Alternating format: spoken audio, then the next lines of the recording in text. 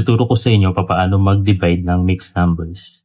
So, ang technique lang dito guys is multiply lang natin yung denominator sa whole number. Tapos, saka natin siya ipa-plus sa numerator. Okay? So, ang gagawin lang muna natin is kakopy lang natin yung denominator. Tapos, saka natin siya ita-times yung denominator sa whole number. So, 5 times 5, 25. Tapos, saka natin siya ipa-plus sa numerator. Plus 3. Okay, 25 plus 3, 28. Then, copy lang natin yung sign, yung divide. Tapos, same dito, no, copy lang natin yung denominator. Tapos, 3 times 2, 6, plus 1, 7. Okay, nakuha ba guys? Ngayon, dito guys, is gagamit tayo ng reciprocal. Okay? Ang ibig sabihin ng reciprocal is may malaking pagbabago siyang mangyayari, no? So, dito sa sign ng divide na to, magiging times siya. Okay? Tapos, dito sa kabila, sa 7/3, yung denominator, tsaka yung numerator, magsuswitch siya. Okay? So, magiging 3/7. Guys, tandaan nyo, bawal dito pag nagdi-divide tayo ng mixed numbers, hindi pwede dito magbaliktad. Hindi tayo pwedeng gumamit dito ng reciprocal. Dito lang mismo sa pangalawang fraction. Okay? Ngayon, so nakuha na natin yung reciprocal. Tapos, bring down lang natin yung 28/5. So, saka natin siya ita-times. So, sa pag-times, madali lang.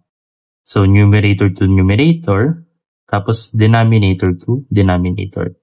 So, 28 times 3, 84, tapos 5 times 7, 35.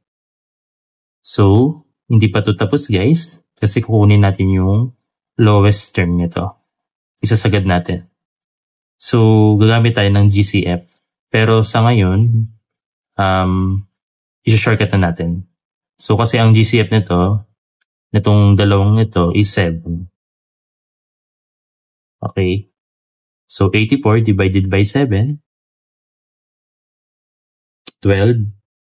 Tapos, 35 divided by 7 is equals 5. So, dito guys, hindi pa ito yung final answer. Bakit? Kasi gagamit pa tayo. Kasi kailangan nating i-convert muna yung improper fraction to mixed numbers. Kasi mapapansin nyo guys, naka-improper fraction. So, hindi ito yung final answer natin. So, kailangan pa natin siyang i-divide. Okay?